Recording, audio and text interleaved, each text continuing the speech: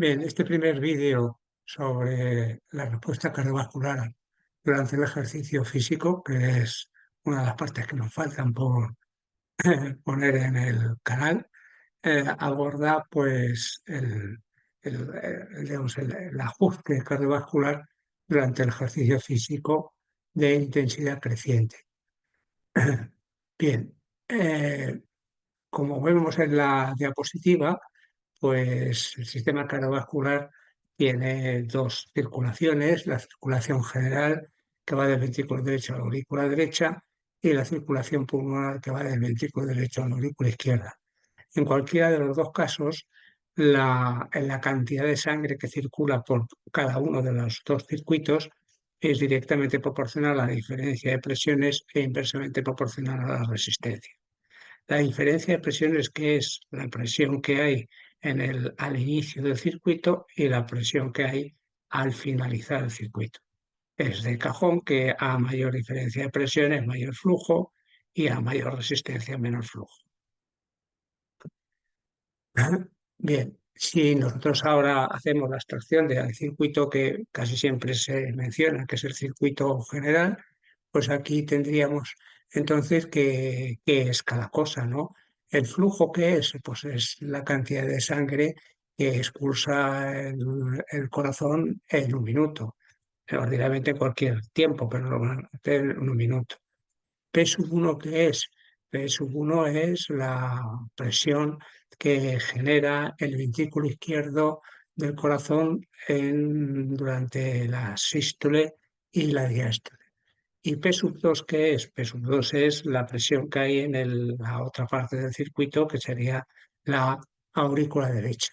¿Y la resistencia qué es? Es la consecuencia de la oposición de cada una de las redes de la circulación, el digestivo, el renal, el muscular, etcétera, y que se conoce como el nombre abreviado de RPT, que es resistencia periférica total.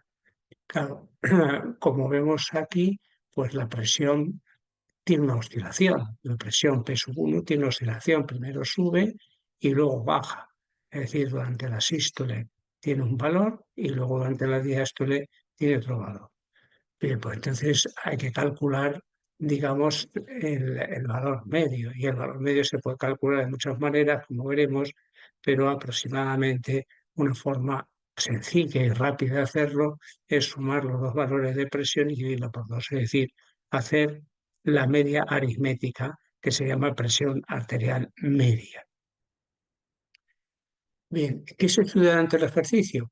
El ejercicio dinámico, que de forma genérica la gente lo conoce como ejercicio aeróbico, pues ¿qué es lo que sucede, no?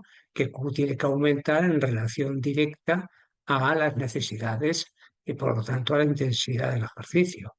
Bien, ¿y cómo aumenta? Pues aumenta de tal manera que aumenta el numerador, es decir, la presión arterial media en relación directa, y la resistencia periférica total, pues una de dos: como es un cociente, o se mantiene eh, o disminuye, pero desde luego no puede aumentar. Disminuir, todavía podría disminuir un poco, pero no tendría mucho sentido. Bien, en el ejercicio estático, que se denomina más genéricamente como de fuerza, pues tú tienes que aumentar durante la fase de contracción.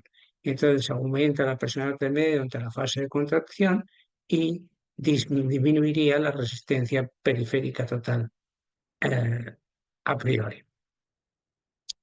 Bien, en el ejercicio denominado el ejercicio dinámico, pues entonces hemos visto que el incremento de la acción de bombeo determina pues un incremento de la diferencia de presiones y por tanto del flujo. Es decir, al aumentar el gradiente de presión, aumenta el flujo.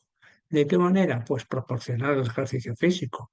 Aquí tenemos un eje de coordenadas en el cual en la fisa, en la X, tenemos digamos, la intensidad en porcentaje, y en la ordenada la variación de presión. Y vemos que va relacionado de forma directa. A mayor intensidad, mayor gradiente de presión. ¿Qué pasa con la resistencia? Que, como hemos dicho, no debe aumentar por lógica, aunque sea simplemente por el nombre, no va a tener más resistencia la circulación durante el ejercicio físico, sino en todo caso sería al revés, ¿no? Menos resistencia. Pero como unos territorios se contraen y otros se dilatan, pues el resultado es que se suele mantener y a una determinada intensidad de ejercicio incluso disminuir. Bien. El ejercicio dinámico de intensidad constante, porque este sería el ejercicio de intensidad creciente. El ejercicio de intensidad constante, pues subiría igual, pero al llegar a determinada duración, aquí está mal, porque pone intensidad y desea duración, la variación de presión se mantendría constante. Bien, entonces aumenta el gasto cardíaco porque aumenta la frecuencia cardíaca principalmente y un aumento ligero del volumen sistólico, es decir, la cantidad de sangre que el corazón expulsa en cada latido. Bien, durante el ejercicio de la duración, es verdad que las variables cardiovasculares, en este caso la presión, tiende a desviarse. Como ven, parece que sube un poquito. Eso se denomina derivación cardiovascular o en inglés drift. Es decir, que al aumentar la duración del ejercicio físico, el organismo se encuentra con una situación, por decirlo así, de emergencia en el cual disminuye el volumen sistólico, disminuye el volumen de plasma y aumenta la temperatura. Yo he subrayado la temperatura corporal porque a mí particularmente me parece determinante de esa derivación o drift, como se le conoce en la lengua anglosajona.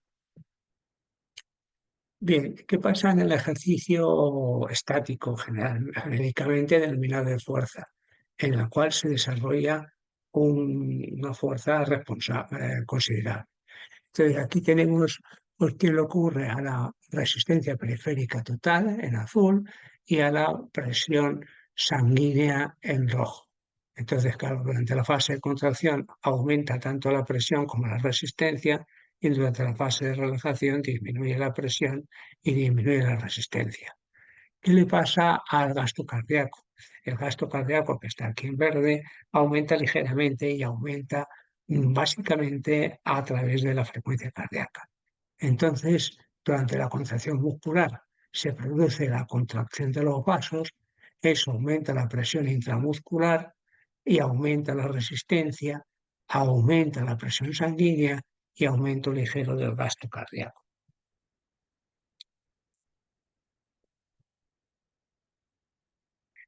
En el ejercicio en el cual se producen unas maniobras que todo el mundo conoce, que se conoce con el nombre de, bueno, no se conoce, es la maniobra Valsalva. ¿En qué consiste la maniobra de Valsalva? La maniobra de Valsalva es, por decirlo así, una respuesta del organismo en la cual se cierra la glotis y por lo tanto para que no entre, para dejar de respirar en cierta manera, eso produce un aumento brusco de la presión intratorácica. Ese aumento brusco hace que aumente la presión, como se refleja ahí en la gráfica, por compresión de los vasos intratorácicos. Al mismo tiempo, ¿qué es lo que ocurre? Que la compresión no solo es digamos, en los vasos de presión, en los vasos arteriales, sino también en las venas, en el regreso, de tal manera que entonces disminuye el llenado y disminuye Q. Entonces, para intentar que eso no ocurra, pues se produce un fenómeno de aumento de la resistencia por vasoconstricción.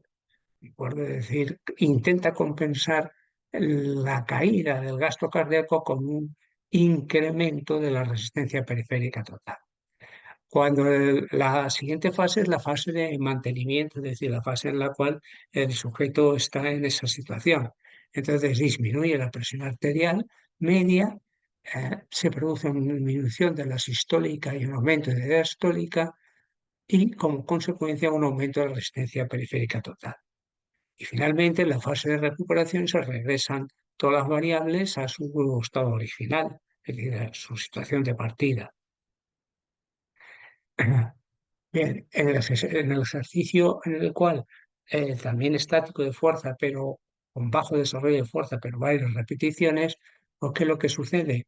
Pues lo que sucede es que mientras que haces la repetición, aumenta, digamos, cambia los valores de presión en cada repetición, pero nunca alcanzando los valores de presión que se han alcanzado ni de gasto cardíaco, ni de, ni de presión en el caso de, digamos, del ejercicio de fuerza.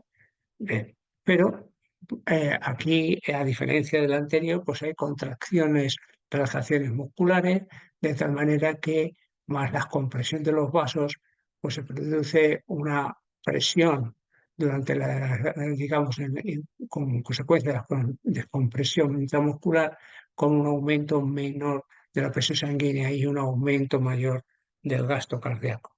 Entonces, bueno, pues para alguna manera ese tipo de ejercicio simularía en cierta manera lo que ocurre en el ejercicio dinámico. Bien, ¿qué es lo que ocurre como consecuencia del entrenamiento? Como consecuencia del entrenamiento. Entonces, pues en reposo, pues tenemos que en el ejercicio, en la adaptación como consecuencia del entrenamiento dinámico, pues que en reposo el gasto cardíaco es igual que en fase preentrenamiento. La resistencia periférica total puede disminuir un poco y la presión arterial media también. Eso en sí en reposo. Cuando se trata de ejercicio de características submáximas, pues el gasto cardíaco puede ser igual o menor que en situación preentrenamiento y la resistencia periférica total igual o menor para la misma carga de trabajo. Por lo tanto, la presión arterial igual o disminuida durante esa intensidad de trabajo. En ejercicio máximo aumenta el gasto cardíaco, disminuye la resistencia periférica total y aumenta o igual la presión arterial media. Mientras que en el ejercicio de fuerza, los ajustes de del gradiente de presión de resistencia periférica total y del gasto cardíaco más la maniobra salva, pues como pongo ahí, un inconveniente a largo plazo, bueno, pues eso es lo que se puede sospechar en algunos casos y bueno, otros no.